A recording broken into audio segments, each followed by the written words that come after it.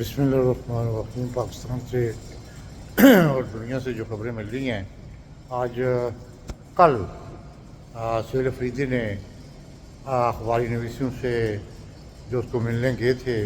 उनसे गैर रस्मी बातचीत करते हुए कहा है कि अगर अफगानिस्तान ने हमला किया तो हम अपनी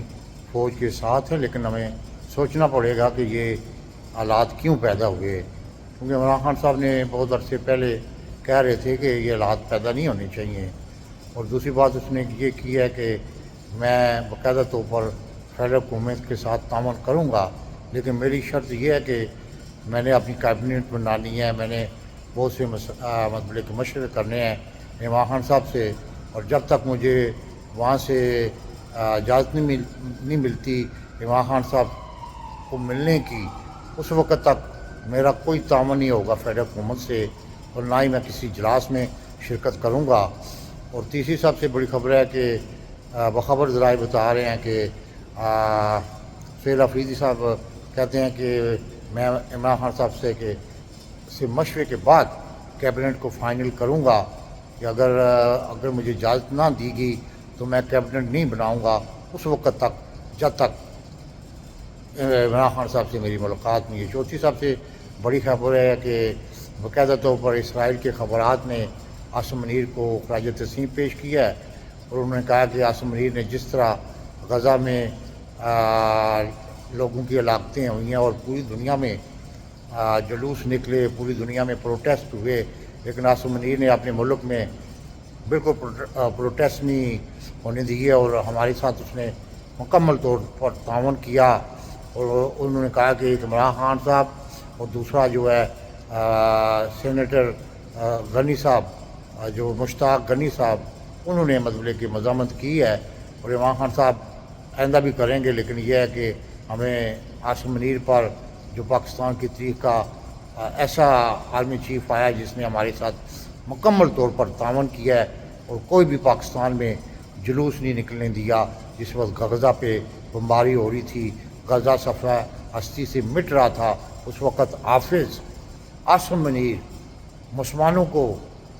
मरता हुआ देख कर खुश हो रहा था और अंदरूनी खाने इसराइल से तावन कर रहा था। ये मैं नहीं कह रहा, ये बाकायदा तौर पर अखबारात में है, और एक खबरात में नहीं कई खबरात में है जिनके लिंक्स भी आपको कई लोग देख चुके हैं, वो आप देख सकते हैं। और तीसरी सबसे बड़ी खबर ये आ रही है कि जो TLP पे जो जुल्म किया गया ना, उसकी आप सोच भी नहीं सकते कि आर्मी के मिलिट्री इंटेलिजेंस ISI और रेंजर और पुलिस ने मिलकर ये ऐसा मनसूबा ख़तरनाक ऑलरेडी प्री प्लान पहले बन चुका था, सिर्फ अमल दरामद उस वक़्त करना था जिस वक़्त शर्म शेख में बाकायदा तौर पर डोनाल्ड ट्रंप मौजूद था, ताकि उसको खुश करने के लिए कि हम इंतहा पसंदों को भी ख़त्म कर सकते हैं और हम हज़ार तक बंदों को शहीद किया गया है। ये रहम ग्रेम है, अमेरिकन सहाफ़ी, उसने इंकशाफ किया है और बाकायदा तौर पर